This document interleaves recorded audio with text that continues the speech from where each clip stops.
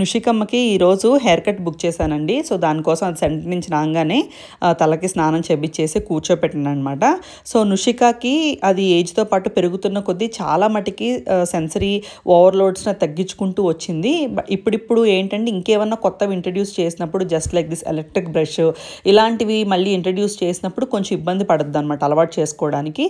But నాకు already దానికి ఎలా డీసెన్సిటైజ్ చేయాలనేది నాకు ఐడియా ఉంది కాబట్టి ఆ ప్రోడక్ట్ని నేను రోజు దానికి ఇంట్రడ్యూస్ చేస్తూ దాన్ని స్లోగా డీసెన్సిటైజ్ చేస్తానన్నమాట. సో అలాగే హెయిర్ కట్ విషయానికి వస్తే కూడా నేను ఇదివరకు ఈ నూకి కొంచెం చిన్నగా ఉన్నప్పుడు 5 years ఆ ఏజ్లో ఉన్నప్పుడు ఈ సిజర్స్ సౌండ్ అన్న ట్రిమ్మర్ సౌండ్ అన్న చాలా భయపడేదన్నమాట. సలూన్కి తీసుకెళ్ళి హెయిర్ కట్ ఇప్పించాలంటే దానికి సెన్సరీ ఓవర్లోడ్ అయిపోయేది, బాగా టాంట్రమ్స్ వచ్చేవి ఆ టైంలో భయానికి. సో తర్వాత నేను డీసెన్సిటైజ్ చేయడం స్టార్ట్ చేసి దానికి స్లోగా scissor sound, nail cutter sound, trimmer sound అలవాటు చేస్తే అది స్లోగా అది అలవాటు చేసుకుందనమాట.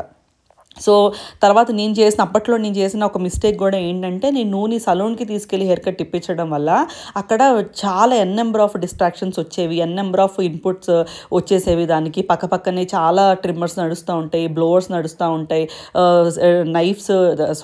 సిజర్స్ కట్టింగ్స్ వినబడుతూ ఉంటాయి, ట్రిమ్మర్ కట్టింగ్స్ వినబడుతూ ఉంటాయి.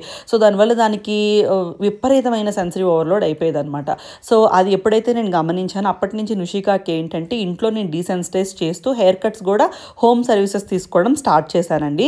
సో అలా తీసుకోవడం వల్ల నాకు చాలా హెల్ప్ అయిందనమాట. సో ఇప్పుడు నువ్వు దాన్ని ఎలాగో ఓవర్కమ్ చేసేసింది కాబట్టి చక్కగా నేను హెయిర్ స్టైలిస్ట్ని ఇంటికే పిలిపిస్తాను.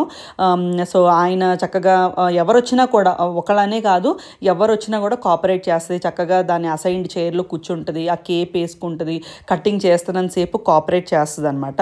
సో ఎప్పుడన్నా పిల్లలకి ఇలాగా పర్టికులర్ సౌండ్స్కి వాళ్ళకి ఓవర్లోడ్ అవుతున్నప్పుడు, అది ఓవర్ స్టిమ్యులేషన్ అయిపోతున్నప్పుడు మనం ఏంటంటే ఫస్ట్ మనం డీసెన్సిటైజ్ చేసి స్లోగా ప్రొసీజర్ని మనం ముందుకు తీసుకెళ్ళగలిగితే వాళ్ళకి స్లోగా అలవాటు అయితే అవుతుందండి. సో నేనైతే పర్టికులర్గా నూకిలు అలవాటు చేశానమాట.